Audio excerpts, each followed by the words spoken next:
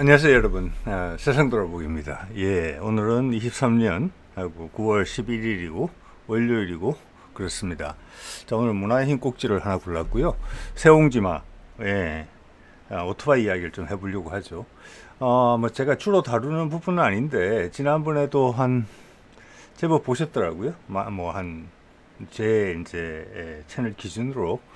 그래서 오늘은 뭐 제가 이제 한 5년에 11만 킬로 정도를 탔는데 이게 한 이제 취미를 한 지가 5년이 넘어가요. 제가 예전에 자전거 취미도 한 5년여 정도 했었거든요.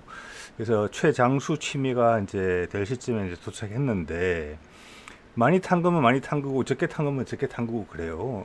나이가 쉰이 넘어서 면허를 따고 어떤 도전하는 느낌으로 시작된 건데, 가끔 이런 걸 공유를 좀 했으면 좋겠다.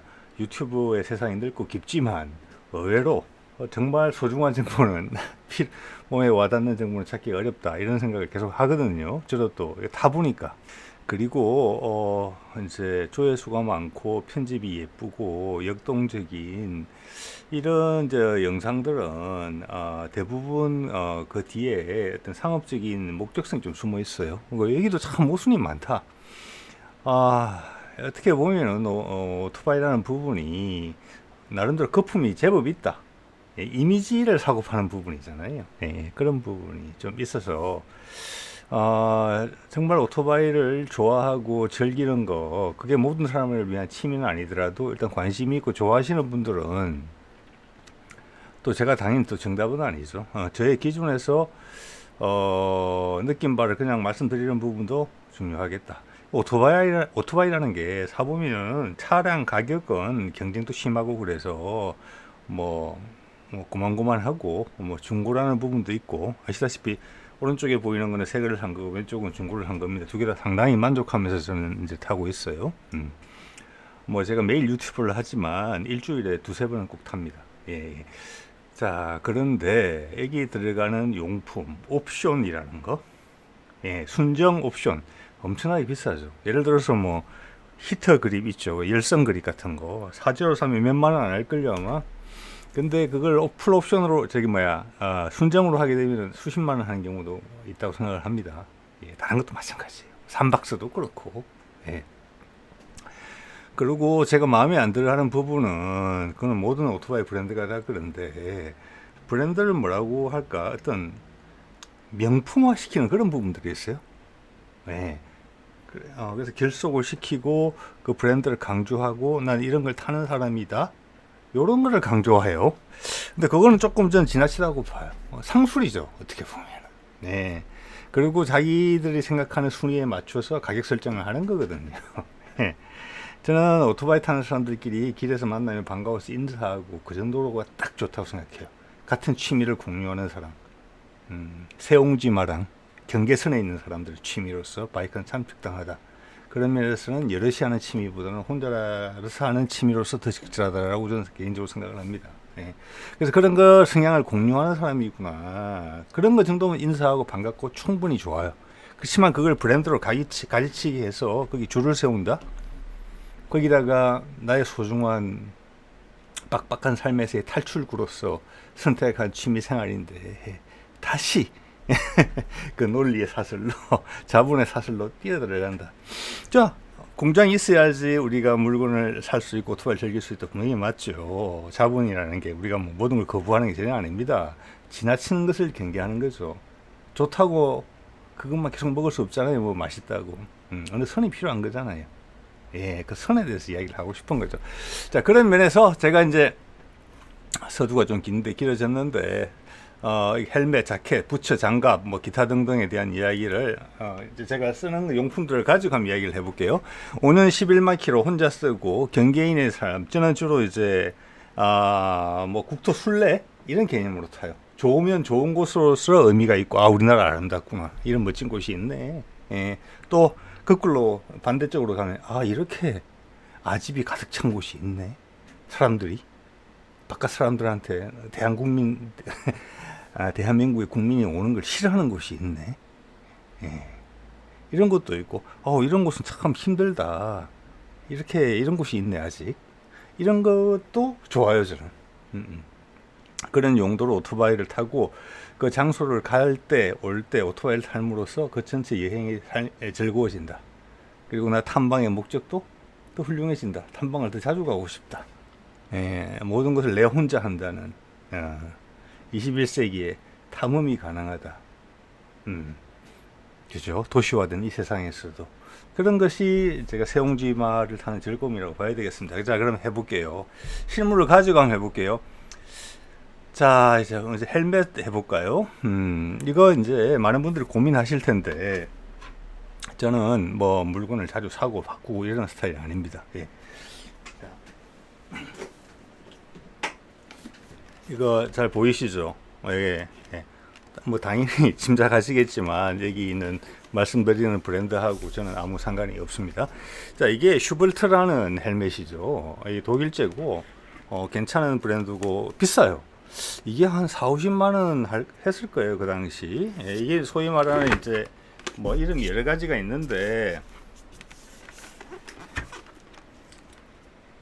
이렇게 열리는 겁니다. 이게 주로 이게 이제 투어링용이나 어드벤처용으로 많이 쓰죠. 이걸 이렇게 열고 이제 공기도 많이 들어올 수 있게 하고 뭐 음식을 뭐 먹을 수 있고 헬멧을 벗지 않고 대화도 할 수 있고 그런 게 장점이라고 돼 있는 그런 헬멧이에요. 이게 뭐 이름은 여러 가지로 불리는데 풀페이스는 아니죠, 이게. 그래서 이게 해서 뭐 조용한 헬멧이다 이런 게 있어서 저도 샀는데 불만은 크게 없어요. 그런데 이게 쓰다 보니까 어떤 게 있냐면 일단 살짝 다른 헬멧에 비해서는 좀 무거워요. 지금 제가 쓰고 있는 오픈 헬멧에 비해서는. 그리고 저는 예전에 실수로 여기 이제 블루투스 그걸 달았어요. 그 유명 브랜드 있죠. 저 이름이 기억이 안 나는데 그런 거 아주 저는 혼자 타는 입장이니까 결국은 필요가 없더라고요. 조창이 다른 사람들하고 한번 탈 때 해봤는데 그 이후로 한 번도 쓴 적이 없습니다. 돈 수십만 원 이제 쓰고. 근데 그걸 하고 나니까 이 틈새 같은 데가 벌어져요 좀. 그래서 결과적으로는 전체적으로 소음도 많이 나고 바람도 좀 많이 들어오게 되더라고요. 그리고 이렇게 열고 탄다 이렇게 이거 괜찮아 보이는데 영상 같은 데서 많이 나오는데 이렇게 되면은 이게 무게 중심이 이래 가 있어 가지고 오래 못 타요. 이렇게 좀 불편해요. 뭐 오래 못 탄다기보다는 고개가 좀 쏠린다. 그런 게 있고 이제 요 이염새 부분이 아주 고속으로 달려서 바람의 저항을 많이 받게 되면 여기가 삐걱거리는 건 있어요. 풀페이스 반은 좀 사실은 못한 거죠. 자, 뭐 큰 불만은 없는데 그렇습니다. 돈 값어치를 하나? 이런 생각이 좀 들긴 하죠.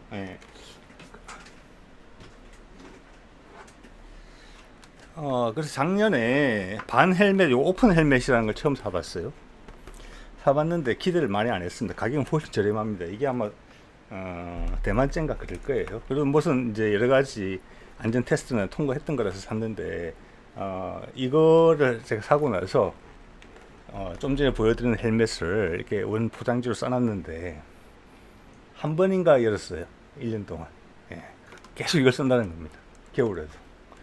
가장 제가 마음에 드는 것은 가볍다라는 것이고 두 번째는 시야가 좋다는 거예요. 시야가. 저것만 썼을 때는 몰랐어요. 답답한지. 근데 이걸 쓰니까 세상이 헬멧을 안 쓴 것 같아요. 시야가. 그리고 공기 유입이 너무 좋아서 땀이 차고 앞에 이게 끼는 거 이렇게 김이 서리는 거 이런 게 전혀 없어요. 그래서 이것만 써요. 저도 이렇게 하면 이 턱 부분이 안전이라는 부분에 있어서 풀페이스만 못하다 턱을 가리는 것만 못하는 건 저도 알고 있습니다. 사실 안전이라는 부분을 따지자면은 헬멧을 쓴다 안 쓴다 그 차이가 저는 훨씬 더 크다고 봅니다. 그래서 제가 아까 이제 5년에 11만 킬로 이야기를 드린 거예요. 그래서 요걸 쓴다. 그리고 요거는 이제 이것도 여러 가지 모델이 있는 걸로 알고 있는데 선바이저가 반드시 있어야 된다고 봅니다. 저는 특히 눈이 좀 약한 편이라 이것을 많이 활용을 하거든요. 자, 그래서 오래 타면 뭐냐? 편한 거다. 편한 게 우선이고, 자유를 즐기기 위해서 오토바이를 타는 거잖아요. 그 다음 안전. 그렇다고 제가 헬멧을 안 쓰고 탄 적이 사실 한 번도 없습니다. 그런 부분들은 부차적으로 좀 해결해야 되는 부분 아닌가. 우선순위가 그렇게 결정이 되더라고요. 처음 살 때는 모든 걸 안전 위주로 했는데 지금은 이런 타입을 좀 하게 됐습니다. 여러분 참고하시면 될 것 같아요. 자, 그 다음 옷 이야기를 해볼까요? 이것도 이제 상당히 좀 비싸죠, 옷이. 예, 비싼데 제가 사진 하나 보여드릴게요. 이게 지금 제가 가지고 있는 옷입니다. 레빗이라는 건데, 레빗, 이거 뭐더라? 이름이? 샌드3라는 모델이에요. 레빗의 최고급은 아니에요. 중간 정도? 중상? 그 정도 될지 모르겠어요. 지금은 레빗 4가 나온 것 같더라고요. 오늘 영상을 위해서 찾아봤더니, 이게, 제가 이제 5년 전에 사가지고, 아직도 가지고 있어요. 아직도 입고, 착용하고 있고. 저는, 이거에 만족했어요. 왜냐하면 쓰면 쓸수록 나쁜 게 보이는 제품이 있고 쓰면 쓸수록 신뢰감이 가는 게 있어요. 이 제품은 쓰면 쓸수록 신뢰감이 가는 쪽이에요. 그래서 마음에 든다고 생각해요. 레빗은. 그리고 이것은 뭐 고어텍스가 들어있고 이런 부분은 아니에요. 그래서 최상급은 아니라는 겁니다. 그렇지만 안에 바람막이 겸 방수 덧대는 게 있어요. 그리고 그 안에 깔깔이를 덧댈 수 있어요. 그래서 한겨울에도 타는데 크게 지장이 없습니다. 제가 뭐 겨울에도 타는데 영상의 온도면 타요. 거기에 충분히 따뜻함을 보장해 줍니다. 바지도 마찬가지고요. 제가 잠깐 보여드릴게요. 이거예요. 그래서 이게 5년 동안 착용을 했는데 11만 킬로잖아요. 뭐 앞으로도 상당 기간 타도 문제 없을 것 같아요. 그래서 이런 거는 하나 제대로 된 걸 구입하셔도 되지 않겠나 이런 생각이 좀 들고, 제가 늘 이렇게 타는 거 절대 아닙니다. 이거는 제법 멀리 갈 때 타고 특히 겨울에 탑니다. 방풍 성능과 보온 성능이 좋기 때문에 타요. 그리고 아무래도 오토바이 탈 때는 오토바이 옷이 딱 편해요. 이게 무겁지만 몸에 적당히 밀착감을 주면서 펄럭이지 않아요. 일반 옷을 입고 타잖아요. 특히 뭐 등산복 같은 거 펄럭여요 많이. 제가 아프리카 트윈 같은 건 들었는데 스즈키 같은 경우는 바람이 세거든요. 그래서 그는 가죽옷 같은 건 입어야 돼요 최소한. 그래서 겨울에는 제 평상복인 가죽 자켓도 종종 입고 탑니다. 겨울이 아니라 가을 같은 경우는 가을이나 봄에는. 그래서 그런 점이 이런 점 한번 추천은 드릴만 하고요. 기능적이에요 여러모로. 그리고 여기 이제 말씀드린 안에 이제 지프를 통해서 안에 옷 덧대 입을 수 있는. 저는 보통 근데 이걸 입을 때는 이것만 입고 밖에 또 입습니다. 그리고 온도가 안 맞으면 더워지면 다시 벗어서 이걸 다시 뒤에 넣고 이렇게. 그래서 이게 방풍도 되고 방수도 돼요. 그래서 제가 빗속에서 몇 번 타봤는데 방수 성능은 확인했습니다. 그리고 겨울에는 안에 되는 깔깔이가 있어요. 이렇게 상당히 따뜻합니다. 상당히 따뜻하고 바지도 같은 식으로 되어 있어요. 근데 가격이 좀 세죠. 그래서 이 정도는 하나 있어야 되지 않느냐. 저도 집 근처에서 뭐 100km나 150km 정도 살 때는 이렇게 갇혀 입고 타지 않습니다. 편한 대로 입고 탑니다. 편한 대로. 헬멧만 쓰고. 그리고 좀 전에 보여드렸던 거는 여름에 입기는 조금 부담스러운데 여름용 자켓이 있어요. 이렇게 바람 구멍이 많은 것들이. 요거는 알파인스타 건데 요거는 한 그때 살 때 한 30만 원 정도, 30만 원 정도 줬던 것 같은데 이것도 효과적이에요. 그리고 역시나 오토바이 옷이기 때문에 적당히 무겁고 뭐 여기 팔꿈치 보호대, 여기 뭐 어깨 보호대, 뭐 등 쪽에도 보호대를 이렇게 다 돼 있지만은 저는 뭐 넣고 탄 적은 없습니다. 그 뭐 추가로 구매를 해야 되는 사안이에요. 그래서 편하긴 편해요. 그래서 장거리 갈 때 주로 이걸로 손이 가요. 이거는 이렇게 숭숭 이제 통풍이 잘 되게 돼 있어서 달리면은 바람이 많이 들어옵니다. 근데 가만히 서 있을 때는 뭐 예를 들어 신호 대기 중이다 이럴 때는 더워요. 그래서 여름에는 가까이 탈 때는 그 야구 선수들 안에 입는 그 이너 셔츠라는 거 있죠. 땀 흡수 잘하는 거. 그거 입고 밖에 그냥 반팔 티 입고 헬멧 쓰고 장갑 끼고 그렇게 탑니다. 한 100km, 150km. 제가 자주 다니는 코스를 탈 때는. 자, 그러니까 저거는 한번 구입을 하시면은 뭐 패션 때문에 바꾸지 않으신 다음에는 상당히 오랜 기간 탈 수 있다. 그리고 이게 이제 소재 자체가 왜냐하면 어떻게 보면 안전복이거든요. 약간 소방관들이 입는 옷 비슷하다고 생각하시면 돼요.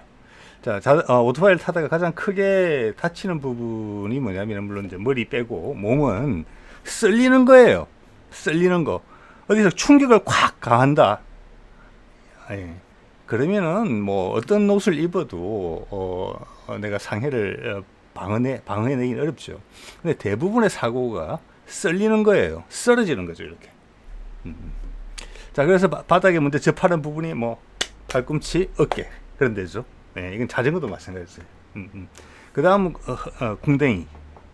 그 다음은 질질 끌리는 게 많죠. 그래서 이 소재들이 상당히 질긴 소재로 되어 있어요. 그래서 내구성은 정말 좋습니다. 예, 그래서 이것도 뭐 패션 따라 여러 브랜드를 갖추시는 분들도 계실 수 있는데, 뭐 저는 그런 케이스는 아니고, 제가 타본 경험을 봤을 때는 지금 5년째 계속 쓰고 있거든요. 앞으로도 뭐 수년 더 쓰더라도 아무 문제는 없을 거라고 봅니다. 해져서 버리지는 않는다. 네, 예, 그런 말씀 드리고 싶고, 쓸만한 거 하나 정도는 갖출 필요가 있다.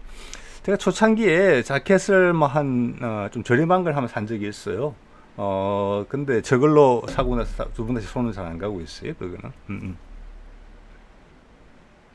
자, 그 다음 장갑 이야기를 해볼게요. 저도 보면은 이거는 데이니즈 거라고, 데이니즈라고 제가 유명한 브랜드죠. 겨울 거예요. 방풍되는 거고, 겨울에 가끔 낍니다. 예. 근데 사실 너무 추우면 겨울에 탈 수는 없어요. 근데 겨울에는 저는 아프리카 트윈을 주로 타는데, 거기는 마침 저기 열선 그립이 옛날에 그 당시 판매할 때 옵션으로 끼워줬어요, 그거를. 그래서 겨울에도 저는 주로 이걸로 합니다. 이게 저는 어디서 처음에 이제 알게 됐냐면, 할리나 이렇게 크루저 타시는 사람들, 그분들이 이걸 많이 쓰는 장갑이라고 해서 하나 사봤어요. 근데 만족도가 엄청나게 높았어요. 이게 막 사슴 가죽인가 그래요. 가벼워요. 가볍고 의외로 땀도 잘 안 차요.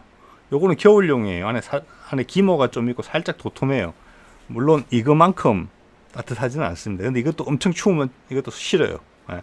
지금 말씀드린 것처럼 겨울에는 주로 아프리카 트윈을 주로 타는데, 여기는 열선 그립이 있기 때문에 이걸로도 대충 해결이 돼요. 자, 요거는 좀 전에 보여드렸던 그것의 일반 버전이에요. 뭐 겨울 외의 계절이겠죠. 저도 봄, 여름, 가을 이걸로 다 탑니다. 손이 제일 많이 가요. 예.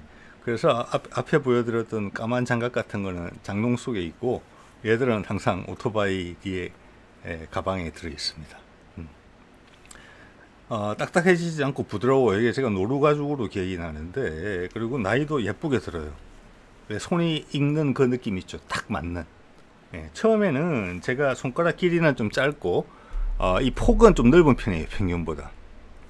그러니까 장갑을 스몰을 사면은 폭이 끼고, 미디엄을 사면 길이가 조금 불편하고, 이런 게 있어요. 이거 스몰인데 처음에 여기가 좁았거든요. 근데 이제 맞춰졌어요. 그러니까 이제 다른 장갑으로서 대체를 못하는 거죠. 2년 동안 공들여서 지금 길을 내놓은 거니까.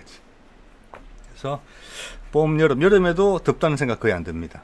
예, 그래서 여름용 장갑은 손이 가지 않아요. 이거보다 2배 정도는 비쌌을 것 같은데, 예.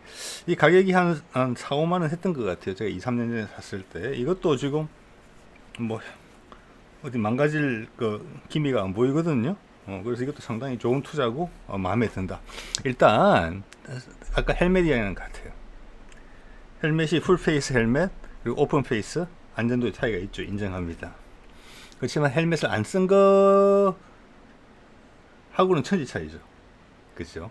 예, 그 정도는 나중에 편의를 위해서 타협을 하게 돼요. 여러분의 선택이에요. 그죠? 예.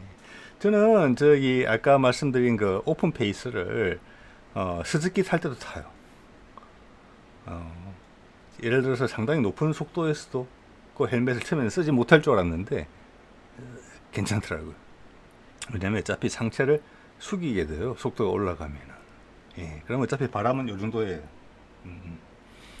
물론 살짝 더 풀페이스보다 이거 흔들리는 맛은 있어요. 근데 적응하면 괜찮을 정도는 돼요. 충분히 못할 정도가 아니에요. 그래서 풀페이스 슈벌츠 헬멧을 포장지에 담아서 백업용으로 먼지 쓰고 앉아 있는 거죠. 예. 장갑도 이제 헬멧하고 마찬가지예요. 안전에 차이가 있을 수 있죠. 이게 뭐 가드도 추가로 없고 이런 부분이 있으니까 손바닥에 가드도 없고 이 손바닥 쓸리잖아요. 그렇지만 장갑을 끼고 안 끼고의 차이가 100이라면은 패딩이 있는 장갑과 패딩이 없는 장갑의 차이는 10 정도밖에 안 된다고 생각을 합니다. 예. 그리고 이것도 가죽이 되게 도터워요. 여기 바닥에 쓸린다, 콘크리트 바닥에, 아스팔트 바닥에 쓸린다고 해서 여기가 금방 드러나서인데 손바닥에 생채기를 줄 정도의 가죽 아니에요. 빼기 편해야 돼요. 일단 들어갈 때도 편하게 들어가야 돼요. 그렇지만 조그만 충격으로 훌렁 벗겨져서는 안 돼요. 그걸 아주 잘 해내고 있어요. 손목에 조임이 딱 적절해요. 그래서 어설픈 전문가용 장갑 불편하니까 이게 뭐 이게 버튼 같은 걸 풀고 타는 것보다는 더 훨씬 안전하다고 생각합니다. 예, 예. 자, 그 정도 장갑 말씀을 드리고 그다음 신발 이야기를 해볼까요? 신발 이야기는 제가 보기에는 헬멧 옷 아까 자켓 이야기랑 비슷한 것 같아요. 제 주력 신발을 소개를 드리자면 이거 5년 됐습니다. 5년 넘었어요. 지금 오늘 말씀드리는 것들은 다 5년 넘었어요. 5년 넘었는데 바닥 깨끗하죠. 가죽이 통가죽으로 되어 있거든요. 깨끗해요. 네. 아직도 뭐 상당히 오랜 기간 활용할 수 있을 것 같아요. 이게 포르마제인데 지금 국내에 파는지 모르겠어요. 옛날에 국내에서 팔았는데 그때 20만 원 정도 주고 샀던 것 같아요. 5년 전에. 예, 예. 자, 이거를 제가 말씀드리고 싶은 거는 오토바이 자켓이랑 같아요.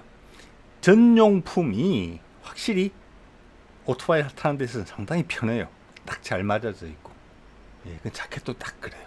예. 근데 자켓을 입고 등산을 한다? 엄청 무겁거든요. 시간이 지나면 느껴요. 처음에 한 30분은 모르는데 한 1시간 정도 산을 오르면 오토바이 자켓이 엄청 무겁습니다. 중량이 느껴져요. 갑옷을 입고 오르는 것 같아요. 그렇지만 오토바이 탈 때는 최적이거든요. 예. 그러면 아주 가벼운 뭐 고어텍스 등산 자켓을 입고 오토바이를 탄다. 엄청 펄럭입니다. 예, 안전에 지장을 줄 정도로. 신발도 마찬가지예요. 예, 오토바이 용이 기아 변속관에 딱 맞습니다. 예, 잭 편하고. 그리고 이게 작업하라는 게 보면은 금속 물체랑 계속 부대끼잖아요. 기아 변속할 때도 그렇고 항상 제자리에 정확하게 들어가는 건 아니잖아요. 어디 방지턱 같은 거 넘어가면 자세가 흐트러져서 다시 바로 잡아야 되고. 그래서 이 정도 두께와 무게가 필요한 거예요. 예. 자, 그런 말씀을 드리면 될 것 같고, 저는 이것을 이게 원래 어드벤처용 슈즈로 딱 보면 느끼시겠지만, 그런데 이게 저는 서식계도 타는데 처음에 이게 두꺼워서 서식계는 좀 다를까 했는데 아니에요. 딱 좋아요. 예. 그래서 오토바이 전용 신발이 하나 있었으면 좋겠다라는 게 제 추천입니다. 예. 그리고 어드벤처용으로 하나 쓰면은 그거 용으로도 된다. 물론 저처럼 오토바이 2대가 아니고 1대를 가지신 분들은 각각에 맞는 전용 슈즈를 하나 선택하시면 제일 좋을 것 같아요. 그리고 수명은 길다. 내가 질리지만 않으면 된다. 예, 예. 그래서 그런 부분이 있고, 이거 같은 경우는 방수가 된다고 돼 있어요. 방수가 된다고 돼 있는데, 제가 비를 맞아 보니까 한 2-30분 정도 비를 맞을 때는 괜찮아요. 근데 1시간 정도 넘어가니까 비가 새더라고요. 가죽으로 새요. 통째로. 네, 그래서 이거 가끔 기름을 먹여줘야 되는데 기름을 먹여도 결국은 새요. 거기서 이제 안에 고어텍스 같은 거랑 그런 차이가 좀 있고, 또 여름 같은 경우에 이게 두꺼운 가죽이거든요. 아주 여름 같은 경우에 이 안에 뭐 무좀 같은 거 있으시고 발에 땀 많으신 분들 있죠. 그런 분들한테는 불편할 수 있어요. 열이 날 수 있어요, 안에서. 그런 말씀 드릴 수 있겠고, 또 하나는 저 같은 경우는 이제 탐방용으로 많이 타기 때문에 어디 이제 뭐 절에 가기도 하고 이런 걸 많이 해요. 그러면 절에 간 김에 저 위에 있는 암자에도 올라가고 그래요. 그래서 제법 많이 걷는 편인데 걷기에는 이게 불편해요. 걷기에는 불편해요. 그래서 이게 고어텍스에 그런 것까지 일단 고어텍스가 되면 값이 많이 올라가죠. 예. 근데 오토바이 신발이 과연 등산을 이길 수 있겠느냐? 아무리 편한다 하더라도. 그리고 이게 무거워요, 기본적으로. 예, 예. 그래서 저는 차선책으로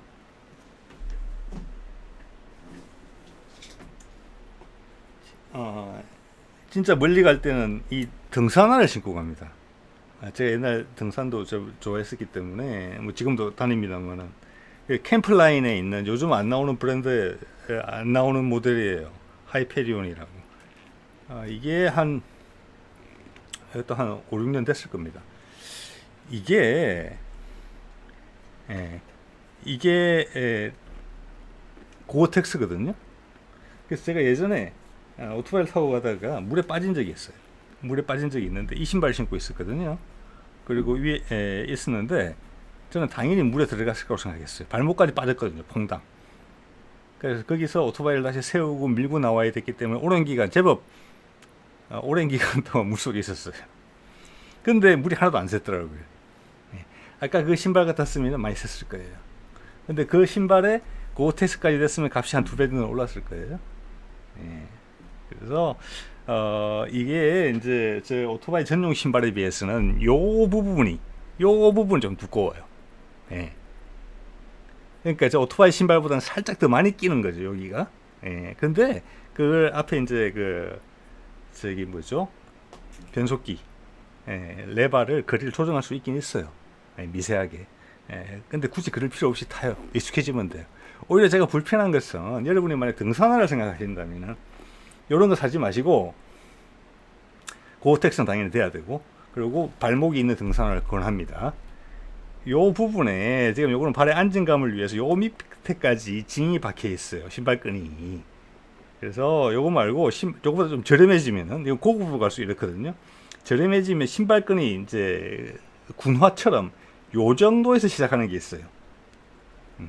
그리고 이것은 가죽이 이미 상당히 두꺼워요. 그래서 이렇게 변속하는 느낌도 괜찮아요. 이 가죽이 이게 얇으면은 나중에 쇠와 발등이 맞닿는 그런 느낌이 들거든요. 변속을 많이 하다 보면. 그래서 요게 한 요 정도까지 돼 있는 그런 등산화. 그러니까 이거보다 저렴한 거죠. 가죽 두터운 거. 캠플라인 거 괜찮을 것 같아요. 좀 요거보다 낮은 모델들.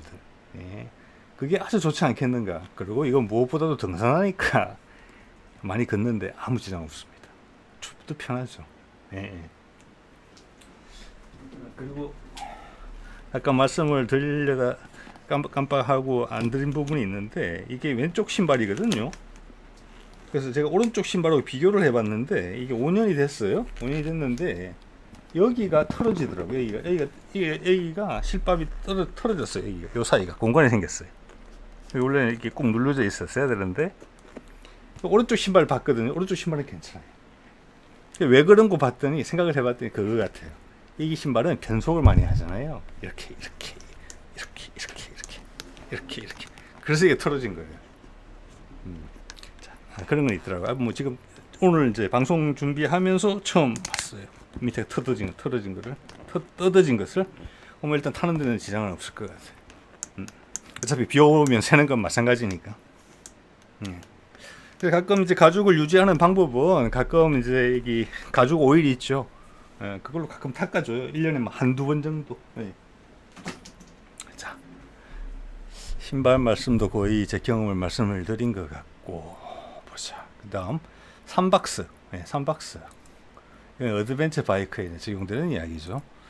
3박스인데, 이게 예전에 제가 강원도 가서 찍었던 사진인데, 혼자 다니다 보니까 사진이 별로 없어요. 이 3박스인데, 현재 구성과 다릅니다. 이게 원래 이제 혼다가 그 당시 프로모션을 해서 3박스를 끼워줬어요. 근데 제가 몇 번 넘어지다 보니까 이게 플라스틱이에요. 좌우로 있는 게. 물론 위에 것도 플라스틱인데. 그러니까 얘들이 깨지더라고요. 넘어질 때마다. 그래서 결국은 이제 버렸어요.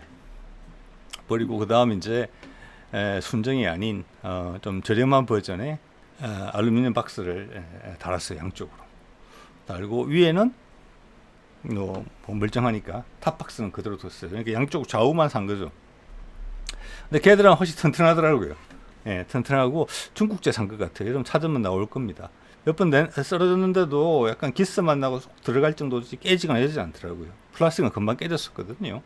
단지 하나 불편한 것은 순정품은 이제 키가 호환이 다 됐거든요. 근데 이거는 이제 새로 샀기 때문에 키를 이제 2개씩 갖고 다녀야 되는 거죠. 예. 초창기에는 이걸 항상 이 상태로 다녔어요. 이 상태로 다녔는데 오토바이에 좀 익숙해지면서 이제 단거리도 많이 가고 이럴 때 타보니까 3박스를 떼니까 차가 전혀 달라지더라고요. 움직임이. 예. 그래서 훨씬 재미가 있었어요. 그래서 가까이 다닐 때는 3박스를 떼고 다닙니다. 양쪽 박스는.